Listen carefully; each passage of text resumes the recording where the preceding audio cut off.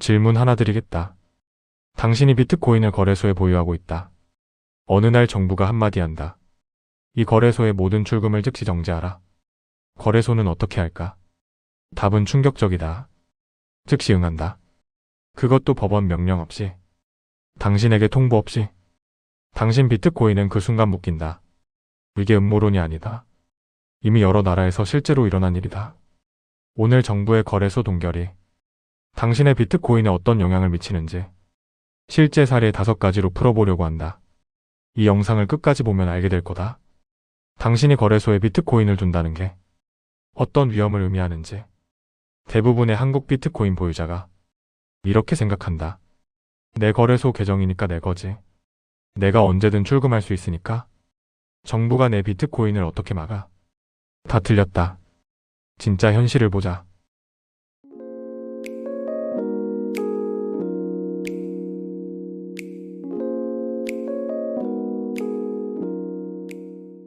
이게 한국이든 외국이든 동일하다. 거래소 보유는 즉 정부가 통제 가능하다는 말이다. 이게 진짜 현실이다. 첫 번째 충격 사례. 2022년 2월 14일 캐나다 트리도 총리가 긴급 사태법을 발동했다. 캐나다 역사상 최초의 발동이다. 당시에 캐나다 트럭 운전수들이 반대하며 시위를 하고 3주간 오타와 도심을 점거했었다. 근데 정부의 대응이 충격적이었다. 부총리 크리스티아 프리랜드가 직접 발표했다. 은행은 시위 관련 계좌를 법원 명령 없이 즉시 동결할 수 있다. 민사 책임 우려 없이. 법원 명령 없이.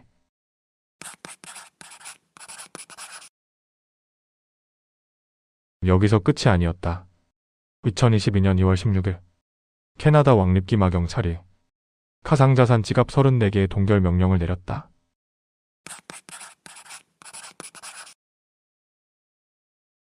이 지갑들에는 약 20비트코인이 있었다. 당시 가치로 약 87만 달러. 캐나다 거래소들은 즉시 응했다. 여기서 가장 중요한 사실은 CBC 뉴스의 후속 조사 정보다. 트럭커 시위를 위해 모인 약 100만 달러의 가상자산 기부금 대부분이 정부의 압류를 피해갔다. 개인 지갑에 분산 보관되어 있었기 때문이다. 즉, 거래소는 동결이 가능하지만 셀프 커스터디는 동결이 불가능하다는 것이다. 후에 2024년 1월 23일 캐나다 연방법원이 판결을 내렸다. 트리도의 긴급사태법 사용은 위헌이다. 근데 이미 사람들은 자산이 묶였던 뒤였다. 위헌 판결도 묶였던 시간을 되돌리지 않는다. 두 번째 충격 사례. 2021년 4월 21일 터키 최대 가상자산 거래소가 갑자기 거래 정지를 발표했다. 이유는 외부 투자 처리를 위한 4, 5일간의 일시적 거래 정지. 근데 그 4, 5일이 영원히 됐다. 거래소는 다시 열리지 않았다. 사이트는 오프라인이 됐다. CEO는 알바니아로 도주했다.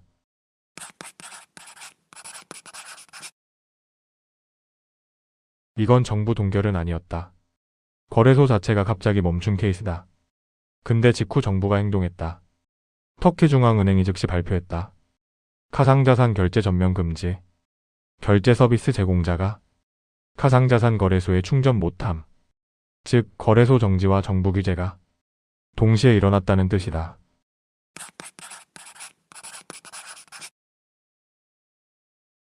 법원이 처벌해도 사람들이 잃은 자산은 안 돌아온다. 세 번째 충격 사례. 2021년 9월 24일 중국인민은행과 9개 정부기관이 공동 성명을 발표했다.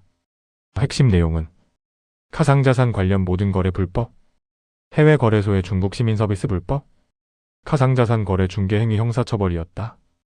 그 결과 중국 본토 가상자산 거래소가 폐쇄했고 후오비 OKX 바이낸스 본사들이 철수했고 중국 시민의 합법적 거래 채널을 차단했다. 이 사례로 알 수 있는 핵심 메시지는 중국 거래소 보유 사용자는 자산 이전이 불가한 반면 중국 시민 중 개인 지갑 보유자는 비트코인이 그대로 안전했다는 것이다. 또 한 번 셀프 커스터디의 가치 증명한 사례다. 네 번째 충격 사례. 2022년 11월 11일 세계 3위 가상자산 거래소 FTX가 파산했다.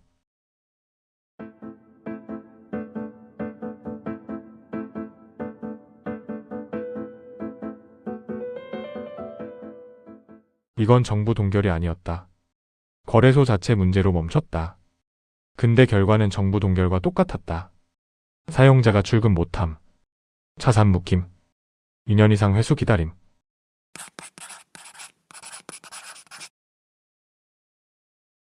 다섯 번째 충격 사례. 2024년 3월 나이지리아 정부가 세계 최대 거래소 바이낸스를 정조준했다. 그 배경은 나이지리아 통화의 가치 폭락을 정부가 바이낸스 P2P 거래를 환율 조작 원인으로 지목했기 때문이다.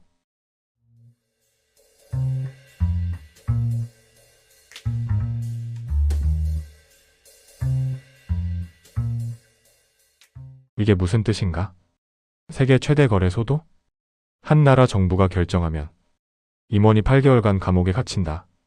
이 사례로 알 수 있다. 바이낸스 같은 거대 거래소도 정부 권력 앞에서는 무력하다. 거래소는 항상 정부 관할권 안에 있다. 위 사례들을 다시 정리해보자.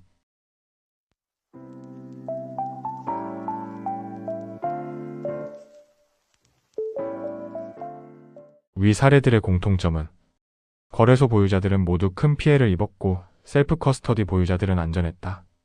그럼 어떤 상황에서 거래소가 동결되나?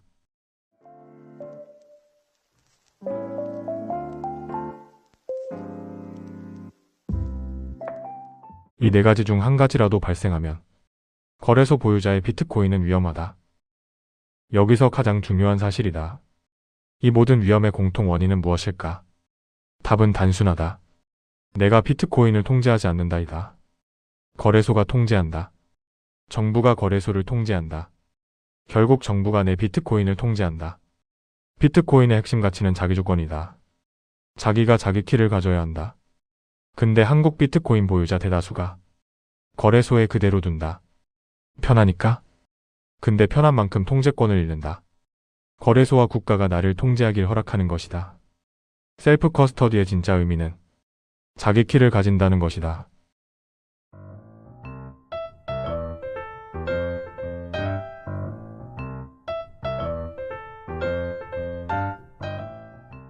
이게 비트코인이 17년 전 만들어진 진짜 이유다. 은행 없이, 정부 통제 없이, 중간자 없이 100% 자기 주권의 자산이 되는 것이다. 근데 여기서 함정이 있다. 잘못 배우면 오히려 더 위험해진다.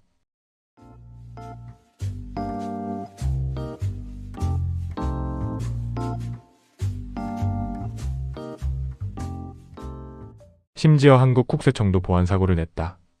마스터키 사진을 보도자료에 노출해서 비트코인을 해커한테 다 털렸다. 제대로 배우지 않으면 배우지 않은 것보다 위험하다. 비트코인 셀프 커스터디를 제대로 준비하려면 다음 5단계가 필요하다.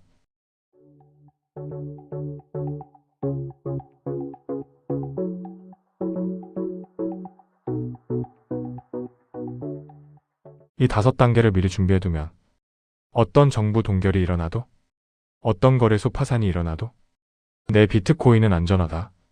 오늘 이 영상을 본 사람은 두 부류로 나뉠 거다. 첫 번째 부류. 한국에서 그런 일은 없을 거야. 업비트는 안전하지. 정부가 내 비트코인을 막을 리가 없잖아.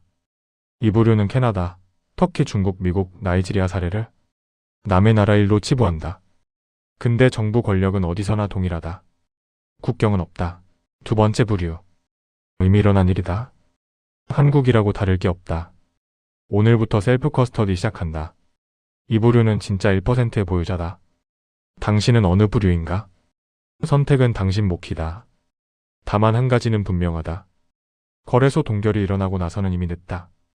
당신이 오랫동안 모은 비트코인이 한순간에 묶이는 사태가 이미 여러 나라에서 일어났다.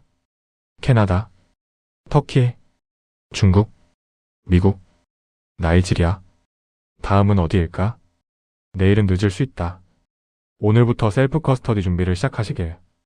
실전 셀프 커스터디 강의 9편을 이미 정리해뒀다. 그리고 증여세 영원으로 가족에게 증여, 상속하는 법도 다 정리해뒀다. 유노모어 앱 멤버부터 드리고 있다. 준비된 분들만 오시길. 감사합니다.